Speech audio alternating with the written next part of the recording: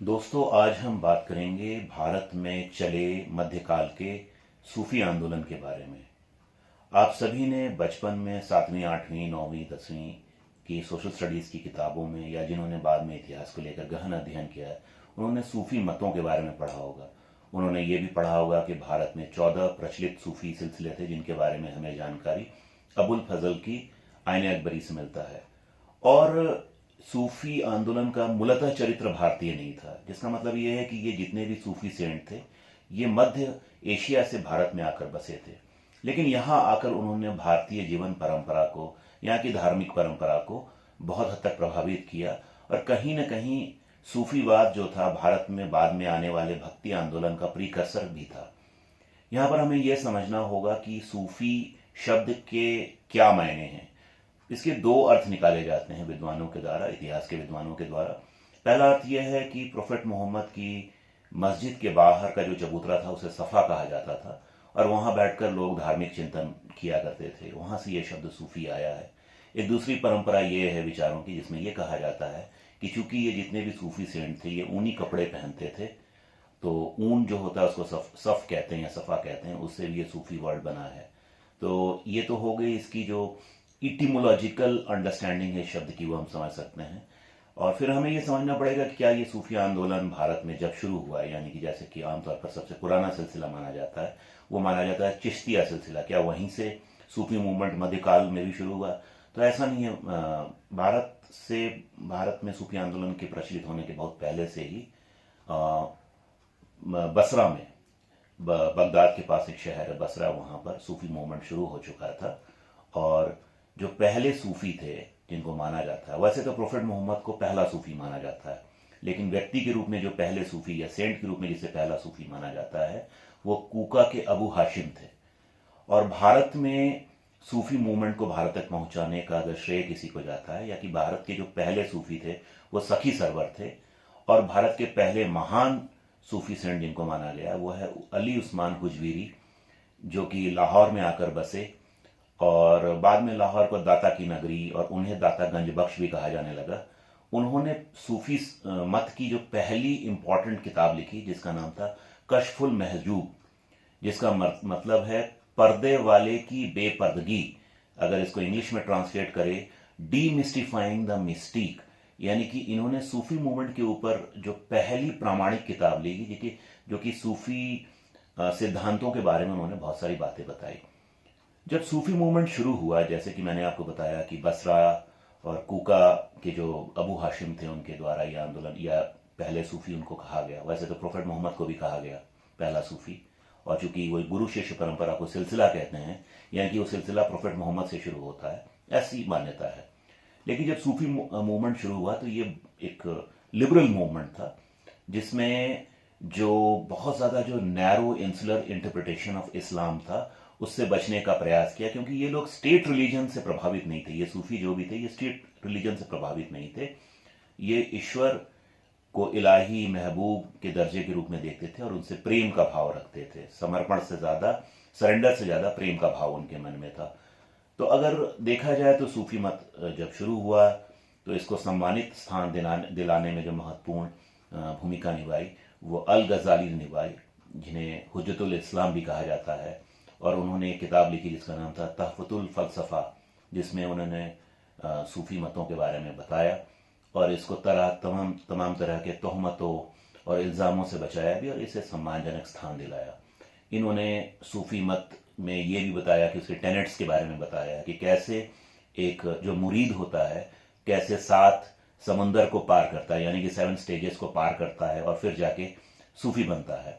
मंसूर हज्जाज ने, जिसने खुद को अनहलक कहा था, अपने आप को भगवान कह दिया था और जिन्हें बाद में फांसी दे दी गई थी, उन्होंने सूफी मत की एक बहुत महत्वपूर्ण किताब लिखी, एक ट्रीटीज लिखी जिसे कहा जाता है 10 मुकाम रेखता, जिसमें उन्होंने कहा कि सूफी जो होता है, यानी कि कोई जो मुरीद होता है, वो पहली स्टेज मुरीद की होती है, फिर दूसरी स्टेज होती है मुतवासित की और फाइनल स्टेज होती है आरिफ की। उसे कई स्टेजेस से गुजरना पड़ता है। 10 मुकाम रेखता में उन्होंने ये बताया। तो इन लोगों ने, कई सारे जो विद्वान थे या सूफी थे, शुरुआती दौर के सूफी थे, उन्होंने स्टेजेस ऑफ सूफीज के बारे में बताया कि कैसे सूफीज़म के जो लास्ट स्टेज तक कोई कैसे पहुंचता है। तो ये जो 10 मुकाम रेखता हो गई या 7 स्टेजेस किसी ने बताया, किसी ने कहा कि 7 घाटियों को पार करके आप पहुंचते हैं उस फाइनल डेस्टिनेशन तक जहां पर आप एक कंप्लीट सूफी, कंज्यूमेट सूफी बनते हैं। तो इसकी जो स्टेजेस हैं उसमें पहली स्टेज है उबैदियत की स्टेज मानी जाती है, यानी कि फर्स्ट स्टेज जहां पे एक सूफी को, एक पीर, एक मुरीद को इंट्रोड्यूस किया जाता है, मुरीदी के माध्यम से, मुरीद जो कि उसका गुरु है उसके माध्यम से उसे इंट्रोड्यूस किया जाता है। दूसरी स्टेज है शरीयत की स्टेज, यानी कि the first interpretation of the understanding of the Sufism. और तीसरी स्टेज बताई गई है तारिकत स्टेज या तरीकत स्टेज। इस स्टेज में जो सूफी है वो इसकी उदार व्याख्या को समझता है। और चौथी जो स्टेज उसको कहते हैं मारिफत या वस्ल, कंप्लीट नॉलेज, एक्चुअल नॉलेज उसको वहां पर होती है। यानी कि पहली स्टेज है उबैदियत, दूसरी स्टेज है शरीयत, तीसरी स्टेज है तारिकत और चौथी स्टेज जो है वह मारिफत। और उसके बाद पांचवी स्टेज जो आती है उसे कहते हैं हकीकत। एक्चुअल जो नॉलेज है सूफीज़म उसका इंटरप्रिटेशन या रेवलेशन उसके सामने होता है, उस मुरीद के सामने होता है जो कि मुतवासित बन चुका होता है और फाइनली आरिफ बनने की स्टेज की तरफ जाता है। और हकीकत के बाद जो स्टेज आती है उसे कहते हैं फना, यानी कि वो अपनी ह्यूमन जो टेंडेंसीज हैं उसका त्याग कर चुका होता है।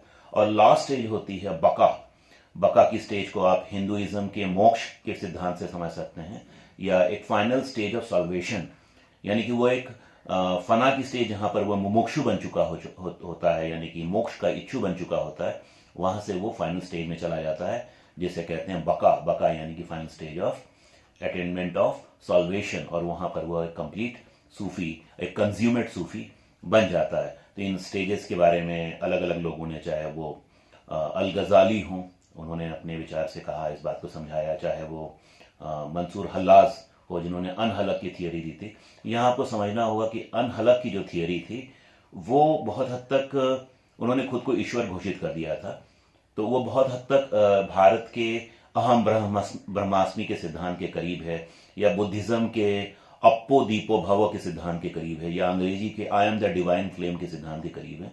लेकिन अनहलक को फांसी दे दी गई और ये शुरुआती सूफियों में से एक गिने जाएंगे। जैसे कि मैंने आपको बताया कि पहले सूफी तो वैसे तो अबू हाशिम थे, और लेकिन ये जो शुरुआती सूफियों के दौर के, ये भी अनहलक को भी माना जाता है। और वैसे ही एक शुरुआती दौर की सूफियों में, महिलाओं में अगर हम कहें तो रबिया थी, रबिया उल दुर्रानी थी, बीबी जुलेखा थी जो कि निजामुद्दीन औलिया साहब की माता थी। तो भारत में जो सूफी सिलसिले थे वो दो तरह के थे, एक बाशरा और दूसरे बेशरा।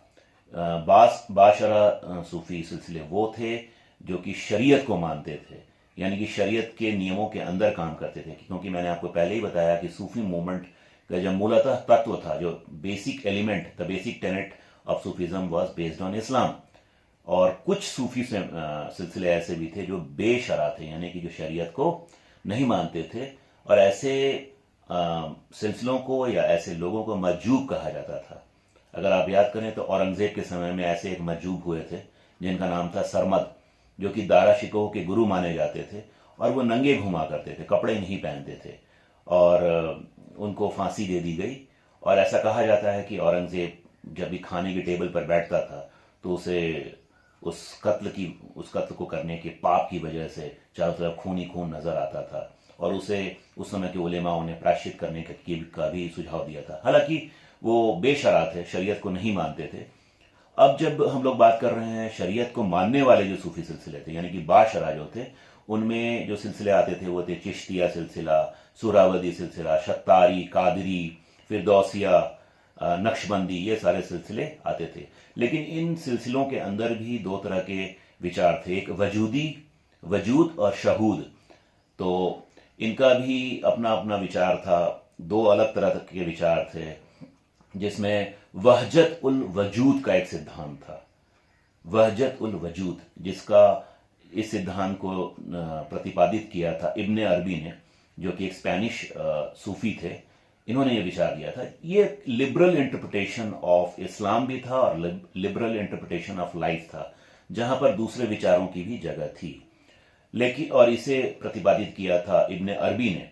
और वहीं पर अलाउद्दीन सिमनानी जो विचार लेकर आए थे उसे कहते थे वहजत उल शहूद, यानी कि ये स्ट्रिक्टली बहुत ही इंसुलर एंड स्ट्रिक्ट था शरीयत के सिद्धांतों पर, जहां पर किसी किस्म के डेविएशन की स्कोप नहीं थी। तो अगर आप बाद के सिलसिलों में देखें तो जो नक्शबंदी सिलसिला था, शेख अहमद सरहिंदी वाला जो सिलसिला था, नक्शबंदी सिलसिला, उन्होंने इस सिद्धांत को ज्यादा गंभीरता से लिया, वहजत उल शहूद का कॉन्सेप्ट जो है।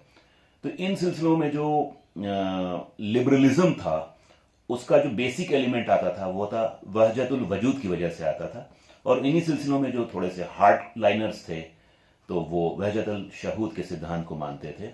अगर हम लोग आगे चल के देखें तो चिश्तिया सिलसिला भारत में बहुत ज़्यादा पॉपुलर हुआ मोइनुद्दीन चिश्ती साहब की वजह से, और बाद में देखा जाए तो निज़ामुद्दीन औलिया साहब की वजह से बहुत ज़्यादा ये भारत में पॉपुलर हुआ। और ये जो चिश्तिया सिलसिले के लोग थे इन्होंने नाथ पंथियों से योगा सीखा, जैसे योग क्रियाएं होती हैं उन सबको सीखा, और तो और उन्होंने जो योग के प्राणायाम की पद्धति है उसको चिल्ला माकुश का नाम दिया और उसको प्रैक्टिस भी किया। यानी कि कहीं न कहीं जो blending combining of good elements of different culture, ये चिश्तिया सिलसिले के दौर में बहुत ज़्यादा हुआ। और बाद में इसी सिलसिले में हमीदुद्दीन नागौरी जैसे महान संत हुए जो कि बिल्कुल शाकाहारी थे, जो कि मांस का पूरा मांस से वर्जित मांस को नहीं खाते थे, और अपनी मृत्यु से पहले भी उन्होंने कहा था कि वो उनकी मृत्यु पर जब चालीसा मनाया जाए तो उसमें मांस का सेवन न किया जाए। उसी तरह से अगर आगे देखें तो बख्तियार काकी, कुतुबुद्दीन बख्तियार काकी जो थे वो रोटी वाले संत माने जाते थे। तो ये सारे लोग बहुत सिंप्लिसिटी से रहने वाले लोग थे, सामान्य जीवन स्पार्टन लाइफ लीड करने वाले लोग थे।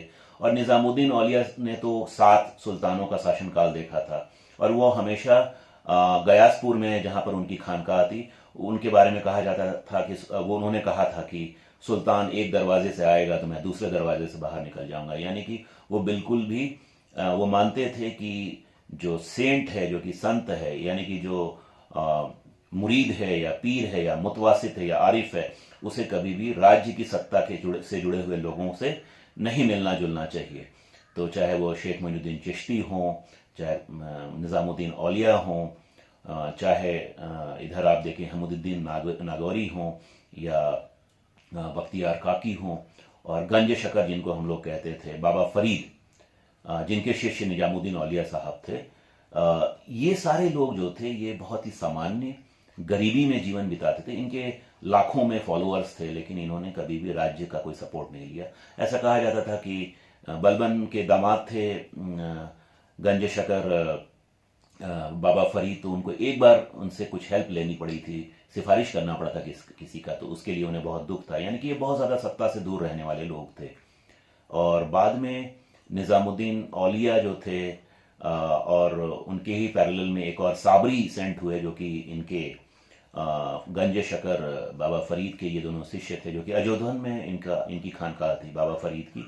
तो ये 2 हिस्सों में बढ़ गए, साबरी और निज़ामी में। निज़ामुद्दीन औलिया को मानने वाले निज़ामी हो गए, साबरी को मानने वाले, जलालुद्दीन साबरी को मानने वाले साबरी सिलसिले के लोग हो गए। तो ये 2 हिस्सों में बढ़ गया। और बाद में अगर आप देखें तो सिराज भाई नाम के एक सूफी सेंट ने चिश्तिया सिलसिले की मूवमेंट को वो बंगाल लेकर गए, और बुरहानुद्दीन गरीब नाम के एक सूफी सेंट थे जिन्होंने चिश्तिया सिलसिले का प्रचार प्रसार बाद में साउथ में भी किया, और उसी परंपरा में एक बहुत बड़े सेंट हुए, बड़े बाल वाले, जिनको गेसु दराज भी कहा जाता था, वो भी वहां पर हुए। तो हमने देखा कि जो सूफीज्म था इसके अपने बेसिक टेनेट्स थे, जो कि उबैदियत से लेकर बका तक की पूरी जो अवस्था से गुजरने वाले व्यक्ति को सूफी कहा जाता था। ये 7 अवस्थाएं थी। किसी ने 7 समुंदर का कॉन्सेप्ट दिया, किसी ने 7 घाटियों का कॉन्सेप्ट दिया, किसी ने 10 मकाम रेखता का कॉन्सेप्ट दिया, और इनके द्वारा इनके ऊपर और इनके द्वारा लिखे हुए साहित्य को भी अलग अलग नाम से दिया गया। जैसे कि इनके ऊपर जो जीवनियां लिखी गई उनको तज़किरात कहा गया। तो जो सबसे पॉपुलर तज़किरात है वह अखबारुल अख्यार है, बहुत ही पॉपुलर तज़किरात यानी कि जीवनियां हैं। और इनके द्वारा या इनके ऊपर लिखे हुए साहित्य को मलफूजात और मकतूबात कहा गया। तो जैसे मलफूजात जो लिखा गया है इनके ऊपर, निज़ामुद्दीन औलिया के ऊपर कुछ मलफूजात जो उनकी सेइंग्स एंड डूइंग्स हैं उनके ऊपर लिखा गया है। और बहुत ही पॉपुलर मकतूबात जो हैं, यानी कि सूफियों के द्वारा लिखे हुए पत्रों का संकलन, उसको मकतूबात कहते हैं। तो मकतूबात रब्बानी करके एक बहुत ही पॉपुलर संग्रह है। और जो मलफूजात है उसमें फवायद उल फवाद एक बहुत ही पॉपुलर मलफूजात लिखा गया है, यानी कि sayings and doings of the Sufis.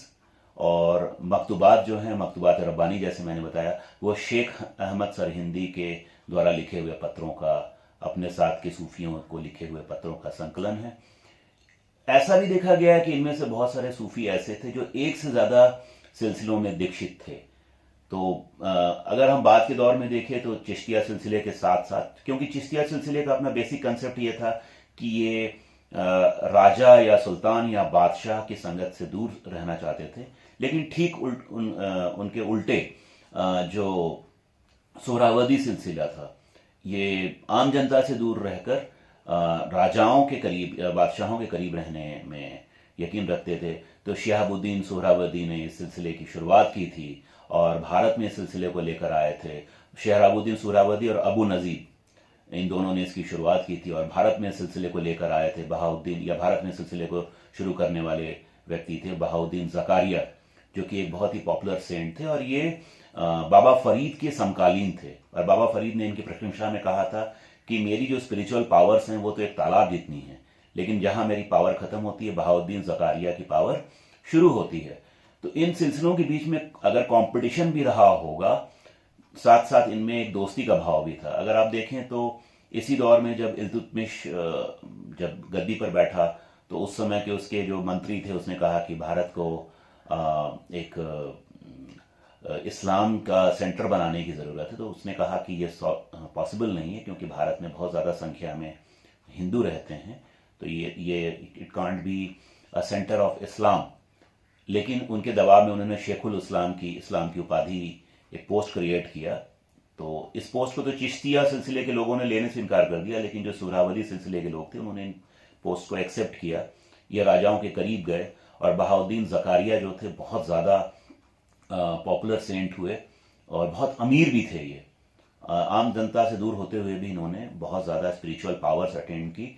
और इन्हीं के सिलसिले में आगे एक बहुत ही पॉपुलर सेंट हुए, उनका नाम था रुकनुद्दीन।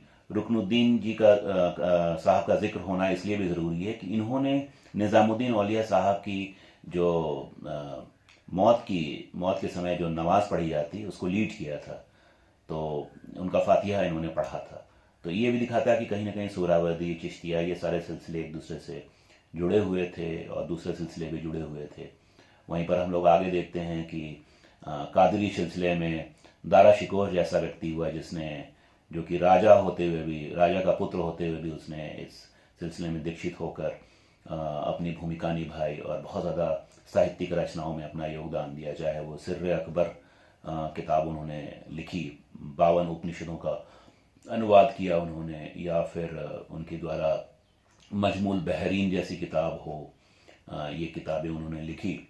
और इन सूफी सिलसिलों की जो खास बात थी कि इन्होंने कहीं ना कहीं शहरों को नया रूप देने में अपनी भूमिका निभाई। जैसे कि जहाँ जहाँ ये सूफी सिलसिलों के खानकाह होते थे, वहाँ लोगों की आबादी आती थी इन सिलसिलों में अपने मुरीद से, पीर से मिलने, शेख से मिलने या अपने गुरु से मिलने। तो वहाँ पर कहीं ना कहीं ट्रेडिंग सेंटर्स डेवलप हुए। इन्होंने कहीं ना कहीं भारत में इस्लाम का जो एक टिपिकल रूढ़िवादी रूप था उसको एक तरह से सुधारने में, उसको बर्निश करने में अपना कंट्रीब्यूशन दिया। क्योंकि ये सारे सूफी सेंट मूलतः मुस्लिम थे, इसके बावजूद उन्होंने, इनके जो शिष्य हुआ करते थे, इनके जो मुरीद हुआ करते थे और इनके जो स्टूडेंट्स हुआ करते थे, इनके जो फॉलोअर्स हुआ करते थे, वो बड़ी संख्या में हिंदू भी होते थे। अब एक विवादास्पद बात पे मैं वापस आऊंगा कि जो चिश्तिया सिलसिला था, जो कि सबसे पॉपुलर और सबसे ज़्यादा फैला हुआ सिलसिला था, अपने मोइनुद्दीन चिश्ती के ज़माने से लेकर बाद में बहुत यहाँ तक, जहाँ तक बुरहानुद्दीन गरीब के दौर तक अगर हम देखें, तो ये चाहे वो सिराज भाई के द्वारा बंगाल ले जाया गया, बुरहानुद्दीन गरीब के द्वारा उसे लाया गया साउथ में, इस सिलसिले के ही सेंट के रूप में एक गाजी सलार मसूद को भी एक सेंट बताने की कोशिश की गई, जिनके बारे में बात यह है कि ये महमूद गजनवी के भांजे थे और सोमनाथ के मंदिरों को तोड़ने में इन्होंने महत्वपूर्ण भूमिका निभाई थी, क्योंकि महमूद गजनवी के ये सेनापति भी थे। और ऐतिहासिक प्रमाण ये है कि बहराइच के पास 1034 के समय इनकी राजा सुहेलदेव के साथ इनकी मुठभेड़ होती है और उस युद्ध में ये मारे जाते हैं। लेकिन जैसे ये किंवदंतियों की वजह से कहिए या उस समय की कुछ चीजें जो कि अपुष्ट रह गई, बाद में ये एक बहुत बड़े गाजी पीर के रूप में फेमस हो गए और यहां पर हिंदू लोग भी जाकर इनकी मजार में माथा टेकने लगे, जो कि बहराइच की मजार है। और बाद में आज के समय भी अपने आप में ये एक बहुत ही पॉलिटिकल डिबेट का इशू बन गया है कि क्या वो वाकई में एक पीर थे, क्या वाकई में एक सेंट थे, या एक डिस्ट्रॉयर ऑफ टेम्पल्स थे, जिसे भी ऐतिहासिक रूप से सही माना जा सकता है। और कहा यह भी जाता है कि जब फिरोज शाह तुगलक ने ब्राह्मणों पर जजिया लगाया था, उससे पहले वो बहराइच की उस मजार पर मत्था टेकने गए थे और उनके सपने में गाजी सलार मसूद आए थे और उन्होंने ही यह सलाह दी थी कि शरीयत को बहुत ही कड़ाई से भारत में पालन होना चाहिए, और उसके तहत उन्होंने ब्राह्मणों पर भी जजिया लगा दिया था। जजिया तो लगाया जाता था नॉन मुस्लिम्स के ऊपर, लेकिन ब्राह्मणों पर भी जो जजिया लगाया गया था पहली बार फिरोज शाह तुगलक ने लगाया था, और वो मजार के दौरे के बाद, वहां से लौट के आने के बाद उन्होंने लगाया था। तो ऐसी बहुत सारी बातें हैं, यानी कि बहुत सारे विवादास्पद बातें भी हैं। अब्दुल कद्दुस गंगोही ने एक तरफ तो निरंजन, अलख निरंजन के कॉन्सेप्ट को एक्सेप्ट किया और साथ में उन्होंने ये भी कहा कि शरीयत को कड़ाई से अपनाया जाए। यानी कि एक तरफ तो उन्होंने ये भी माना कि ये एक साबरी सेंट थे, जो कि चिश्तिया सिलसिले का ही एक हिस्सा था। जैसे कि मैंने आपको बताया कि निजामुद्दीन औलिया के साथ साबरी एक दूसरे उनके पैरेलल एक राइवल फैक्शन भी क्रिएट हो गया था, और ये दोनों ही बाबा फरीद के शिष्य थे, चाहे निजामुद्दीन औलिया हो और या साबरी जो सिलसिले के लोग थे। तो ये निजामी और साबरी में बट गए थे। तो साबरी सिलसिले में ये अब्दुल कद्दुस गंगोही जो थे, इन्होंने एक तरफ तो अलग निरंजन के कंसेप्ट को ही माना, लेकिन साथ साथ उन्होंने ये भी कहा कि भारत में शरीयत को कड़ाई से अपनाया जाना चाहिए, इसको इम्प्लीमेंट करना चाहिए। निजामुद्दीन औलिया ने भी कहा कि बहुत से हिंदू मानते हैं कि इस्लाम एक अच्छा धर्म है, लेकिन इसे अपनाते नहीं, विच मीन्स कि ये एसेंशियली एक इस्लामिक मूवमेंट था, लेकिन इसमें इसके जो एलिमेंट्स ऑफ रिलीजियस लिबरलिज्म थे, इसे हिंदुओं ने जिसकी वजह से इसमें हिंदू भी आकर्षित हुए और उन्होंने भी इन सेंट्स को बहुत रेस्पेक्ट दिया और इनकी पॉपुलैरिटी, इनकी मकबूलियत दूर दूर तक गई। और हम ये देखते हैं कि इस कॉन्सेप्ट ने, सूफिज्म के कॉन्सेप्ट ने बहुत ज़्यादा एक तरह से कॉम्पोजिट कल्चर को डेवलप करने में हेल्प की, जहाँ पर जो शासक तो मुस्लिम था, लेकिन जो बहुसंख्यक आबादी हिंदू थी, तो कहीं ना कहीं वो बहुसंख्यक आबादी हिंदू जो थी, वो कहीं ना कहीं अगर रिलीफ महसूस करती थी, आनंद का अनुभव करती थी, तो वो इन सूफी सेंट्स के संसर्ग में अनुभव करती थी। इस डायलॉग, इस डिस्कशन के अगले एपिसोड में मैं और डिटेल में सूफी मूवमेंट के दूसरे सिलसिलों के बारे में बात करूंगा, और बेशरा के साथ साथ बाशरा के साथ बेशरा जो दूसरे मूवमेंट्स हैं उनके बारे में बात करूंगा। अभी के लिए इतना ही। बहुत बहुत धन्यवाद।